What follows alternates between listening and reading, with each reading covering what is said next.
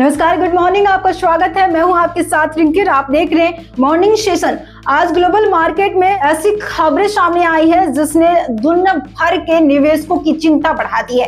एशियाई बाजारों में भारी बिकवाली देखने को मिली। दक्षिण कोरिया का शेयर बाजार लोअर सर्किट तक पहुंच गया। जापान का निकाई 4% से ज्यादा टूट गया और अमेरिकी चीप कंपनियों में आई बड़ी गिरावट का असर पूरी दुनिया के टेक शेयरों पर दिखाई दे रहा है। दूसरी तरफ अमेरिका और ईरान के बीच तनाव कम होने की खबर से कच्चे तेल में बड़ी गिरावट आई है, जबकि सोना अभी भी ऊंचे स्तर पर बना हुआ है। तो आखिर ग्लोबल मार्केट में एक साथ क्या क्या हो रहा है, इसका भारतीय शेयर बाजार पर क्या असर पड़ सकता है और निवेशकों को किन बातों पर नजर रखनी चाहिए, आइए विस्तार से समझते हैं।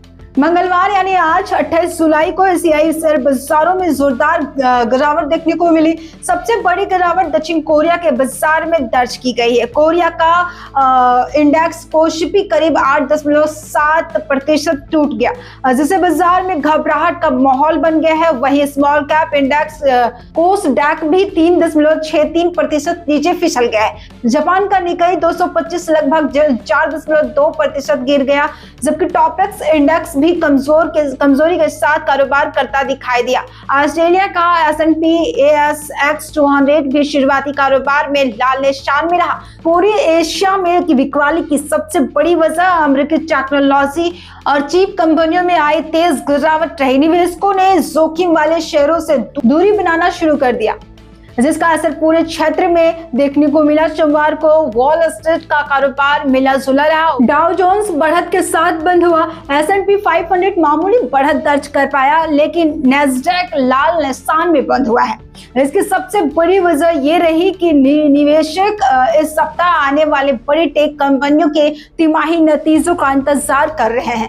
अब पूरे दुनिया की नजर माइक्रोसॉफ्ट, अमेज़न, मेटा और एप्पल जैसी दिग्गज कंपनियों पर टिकी हुई है।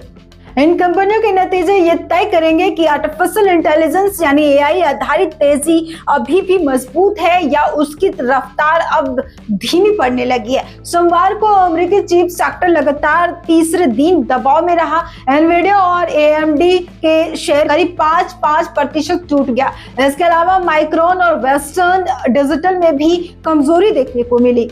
सबसे ज्यादा चर्चा SK हाइनेक्स के अमेरिकी शेयरों की रही, जो लगभग 7.5% गिरकर अपने IPO स्तर से भी नीचे पहुंच गया। चिप कंपनियों में लगातार बिकवाली ये संकेत मिल रहा है कि निवेशक फिलहाल AI सेक्टर की वैल्यूएशन को लेकर सतर्क हो गए हैं।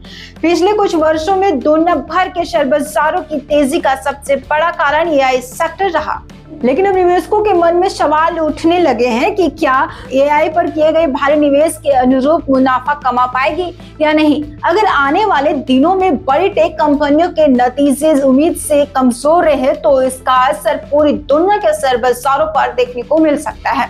दूसरी ओर भू राजनीतिक जो मोर्चों पर राहत भरी खबर सामने आई है। रिपोर्ट्स के मुताबिक अमेरिकी राष्ट्रपति डोनाल्ड ट्रंप ने फिलहाल ईरान पर संभावित सैन्य कार्रवाई टालने का फैसला किया है और कूटनीतिक बातचीत को एक और मौका देने की बात कही है।